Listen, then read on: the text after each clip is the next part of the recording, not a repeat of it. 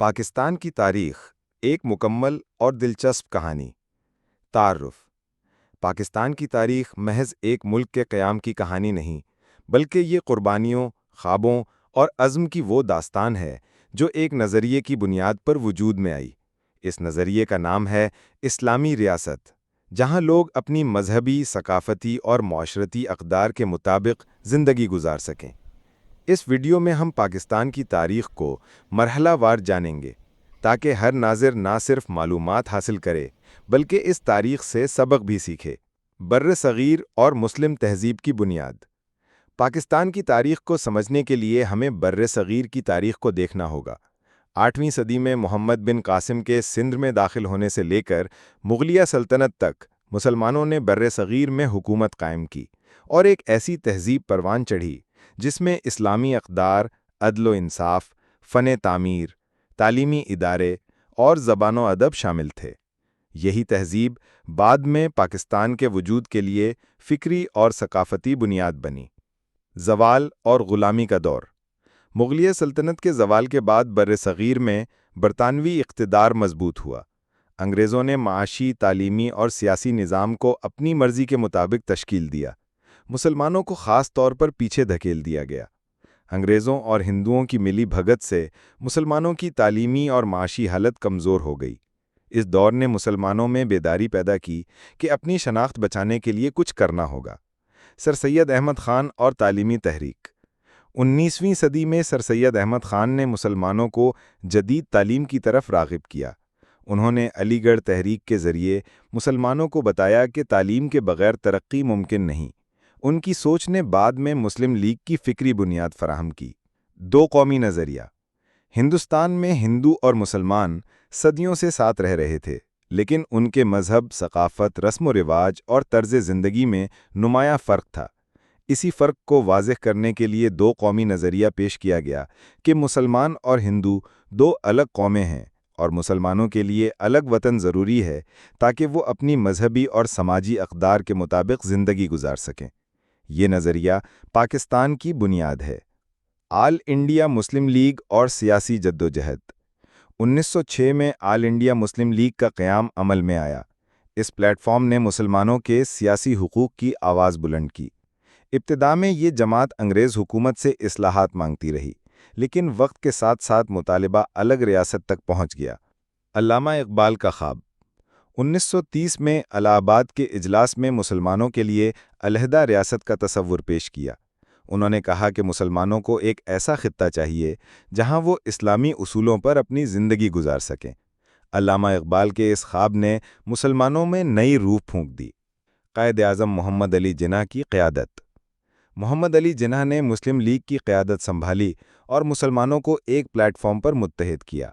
وہ ایک عظیم وکیل، سیاستدان اور مدبر تھے، جنہوں نے دلیل، حکمت اور سیاسی بصیرت سے انگریزوں اور ہندوؤں کو مسلمانوں کے الگ وطن کا حق تسلیم کرنے پر مجبور کیا۔ ان کی قیادت نے پاکستان کے قیام کو ممکن بنایا۔ قرارداد لاہور 1940۔ 23 مارچ 1940 کو لاہور کے منٹو پارک یا موجودہ مینار پاکستان میں مسلم لیگ کے اجلاس میں ایک تاریخی قرارداد منظور ہوئی جس میں ہندوستان کے مسلمانوں کے لیے علیحدہ ریاست کا مطالبہ کیا گیا۔ اسی قرارداد کو بعد میں قرارداد پاکستان کہا جانے لگا۔ قیام پاکستان 1947۔ بر صغیر کی تاریخ کا سب سے اہم لمحہ 14 اگست 1947 کو آیا جب پاکستان دنیا کے نقشے پر ایک آزاد اسلامی ملک کے طور پر ابھرا۔ یہ دن لاکھوں قربانیوں اور ہجرتوں کا نتیجہ تھا۔ لاکھوں لوگ اپنے گھر بار چھوڑ کر پاکستان آئے اور کئی جان سے گئے تاکہ اس وطن کی بنیاد رکھی جا سکے۔ ابتدائی مشکلات اور تعمیر نو۔ پاکستان کا آغاز نہایت مشکل حالات میں ہوا۔ سرکاری دفاتر، فوجی ساز و سامان، مالی وسائل سب کچھ ہندوستان کے پاس تھا۔ لاکھوں مہاجرین کی آباد کاری، سرکاری اداروں کی تشکیل اور نئے آئین کی تیاری ایک بڑا چیلنج تھا، لیکن قوم کے جذبے اور قیادت کی محنت سے یہ سب ممکن ہوا۔ آئین سازی اور جمہوریت۔ پاکستان نے 1956 میں پہلا آئین بنایا اور خود کو اسلامی جمہوریہ قرار دیا۔ تاہم سیاسی عدم استحکام اور مارشل لاء کی وجہ سے جمہوریت کو بار بار نقصان پہنچا۔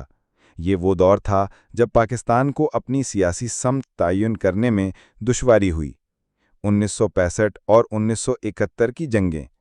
1965 میں پاکستان اور بھارت کے درمیان جنگ ہوئی، جس میں پاکستانی قوم نے اتحاد کا مظاہرہ کیا۔ 1971 میں مشرقی پاکستان یعنی موجودہ بنگلہ دیش کی علیحدگی ایک بڑا سانحہ تھا، جو سیاسی اختلافات اور بھارتی مداخلت کا نتیجہ تھا۔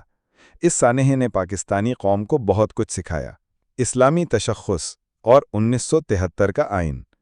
1973 میں پاکستان نے ایک متفقہ آئین بنایا جس نے ملک کو اسلامی جمہوریہ قرار دیا اور اسلامی اصولوں کو ریاستی نظام کا حصہ بنایا۔ یہ آئین آج بھی پاکستان کے ریاستی ڈھانچے کی بنیاد ہے۔ ایٹمی پروگرام اور دفاع۔ پاکستان نے دفاعی لحاظ سے خود کو مضبوط کرنے کے لیے ایٹمی پروگرام شروع کیا۔ 1998 میں پاکستان نے ایٹمی دھماکے کر کے دنیا کی 7ویں اور مسلم دنیا کی پہلی ایٹمی طاقت بننے کا اعزاز حاصل کیا۔ یہ پاکستان کے لیے ایک تاریخی لمحہ تھا۔ جدید پاکستان، چیلنجز اور مواقع۔ آج کا پاکستان کئی چیلنجز کا سامنا کر رہا ہے۔ معاشی مسائل، سیاسی عدم استحکام، دہشت گردی اور سماجی مسائل۔ لیکن ساتھ ہی مواقع بھی موجود ہیں۔ نوجوان آبادی، قدرتی وسائل، اسٹریٹجک لوکیشن اور عالمی تجارت کے دروازے۔ اگر ہم اپنی قیادت، تعلیم اور انصاف کے نظام کو درست کر لیں تو پاکستان ترقی یافتہ ممالک کی صف میں شامل ہو سکتا ہے۔ اختتامیہ۔